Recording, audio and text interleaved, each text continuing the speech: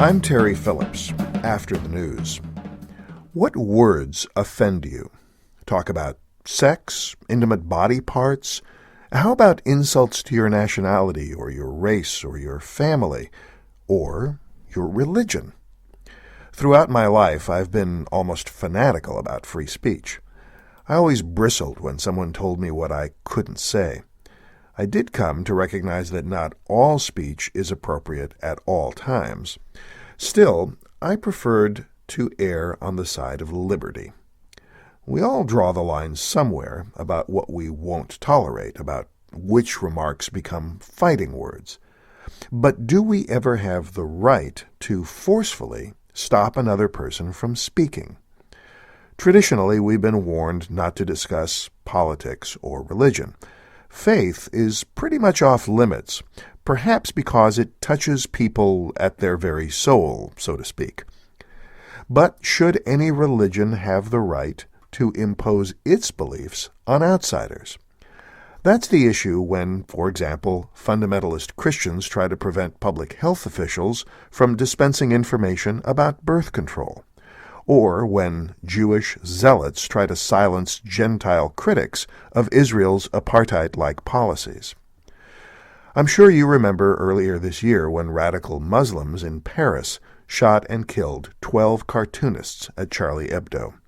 That French newspaper had been publishing satirical portraits of the Prophet Muhammad. The attackers claimed that those cartoons were blasphemous. And by the way, that interpretation of Islam is controversial, even among Quranic scholars. Now, while those cartoons were clearly meant to be provocative, they certainly didn't give anyone the right to commit murder.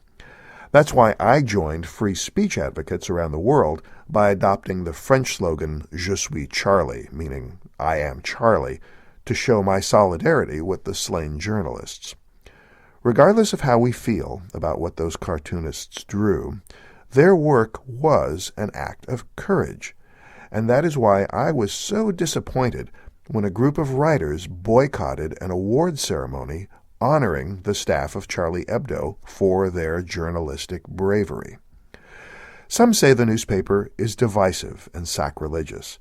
But unlike those who insult others for the sake of being offensive, Charlie Hebdo was standing up for the rights of non-believers, and that took courage. You might not agree with their message. You might not like the way they express it. You might even say that acting courageously is not always wise.